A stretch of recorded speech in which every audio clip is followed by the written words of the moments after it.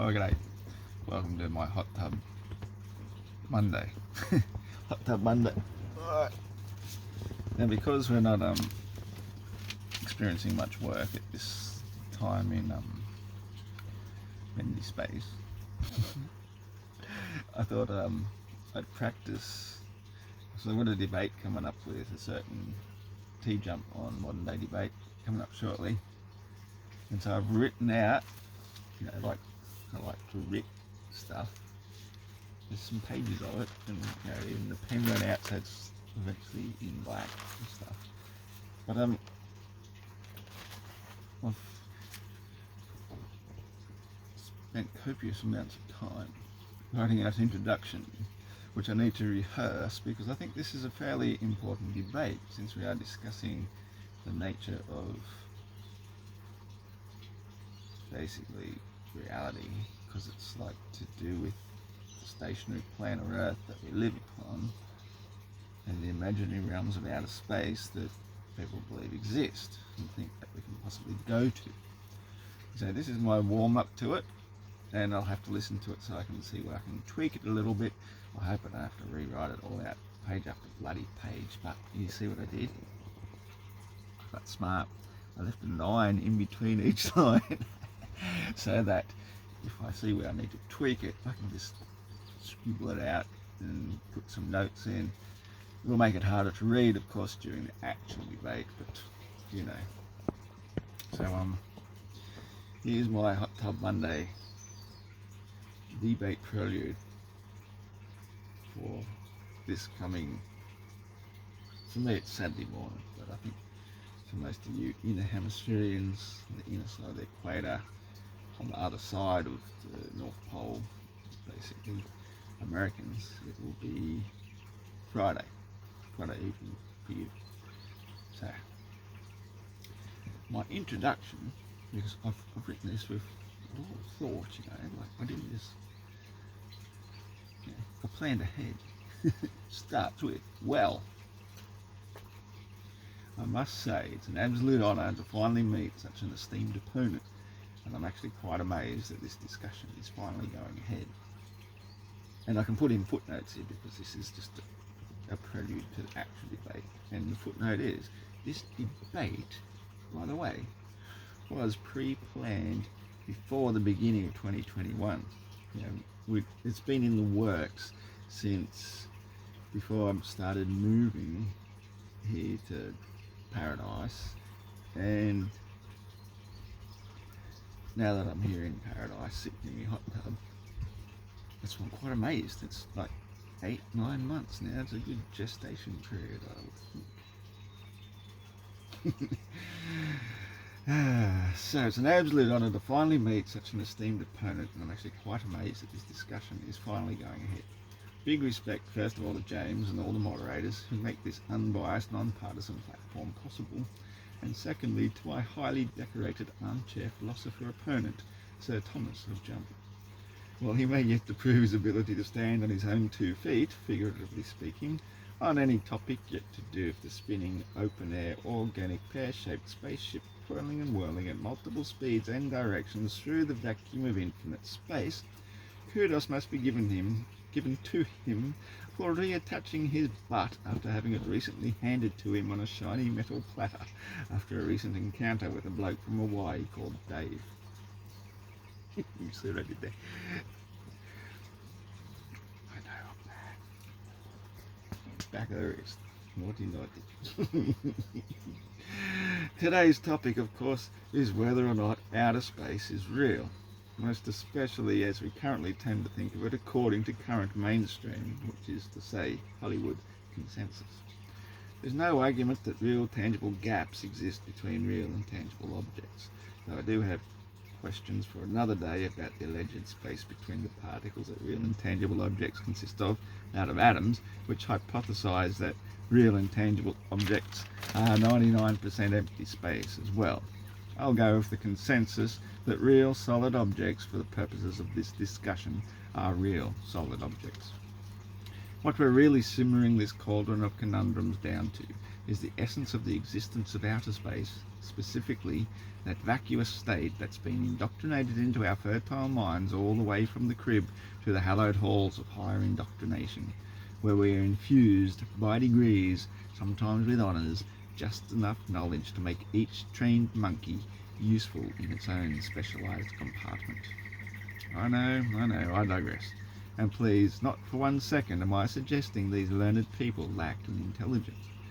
In that same breath, however, I will suggest that the best trained soldier or policy enforcer is better equipped to perform their roles thanks to a lack of intelligence and a willingness to follow orders.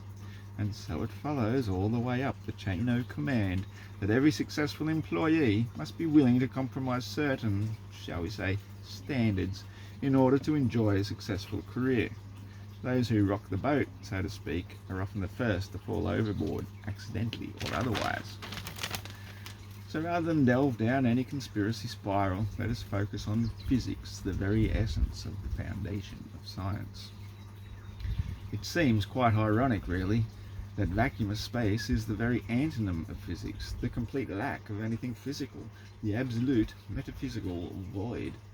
It must be stressed that the fantasy of outer space cannot exist, let alone persist, without the fabricated fantasy of the heliocentric globe and all that goes with it.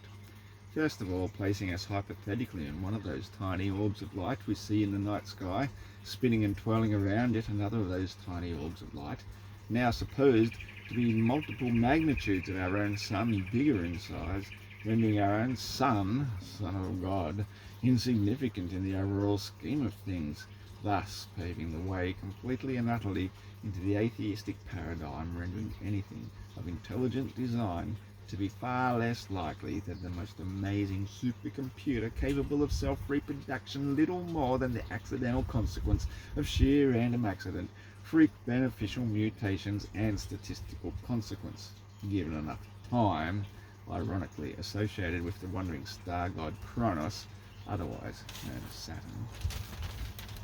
The very topic of space being fake necessarily lends itself to multiple conspiracies and consequences, but to simply list them off one after another will do no justice to any one of them, let alone my case in general.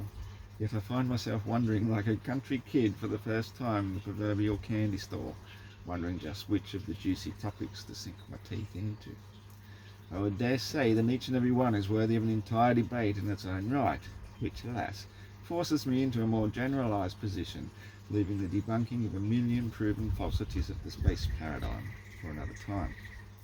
Instead of disproving a negative, therefore, I'll focus on the more scientific method of proving the positive, specifically that we dwell upon the only plane of terra firma at the bottom of the known universe, which, by default, renders the entire concept of outer space redundant, extraneous to all the known and observable laws of physics, except this one, which, naturally enough, would be hidden behind me.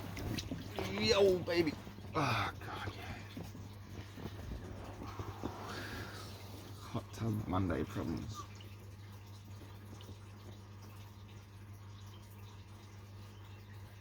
I feel so much better. Not entirely, mind you.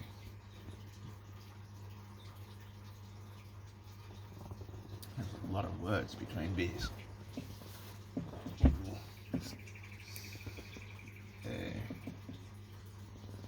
That falls in the bathtub while I'm doing this.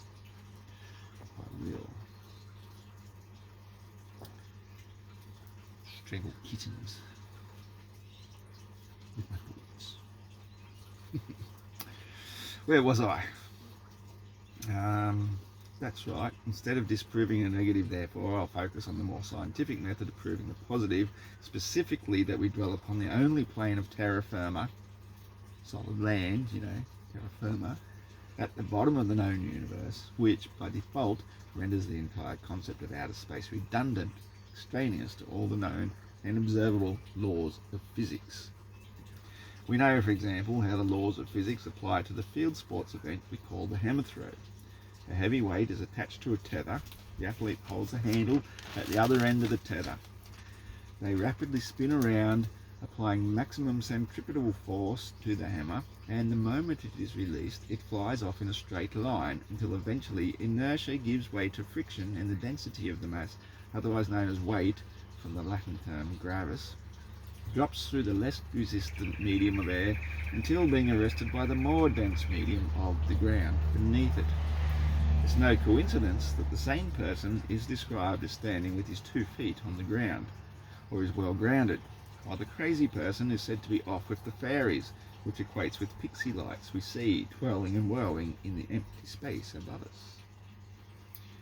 Can you just imagine, therefore, a god like Thor descending to the physical plane and throwing a hammer so hard and fast that it just missed the ground in such a way that continued falling to the ground, that every time it got close, it just missed again and again until eventually it ran into so much space debris that it formed into the moon?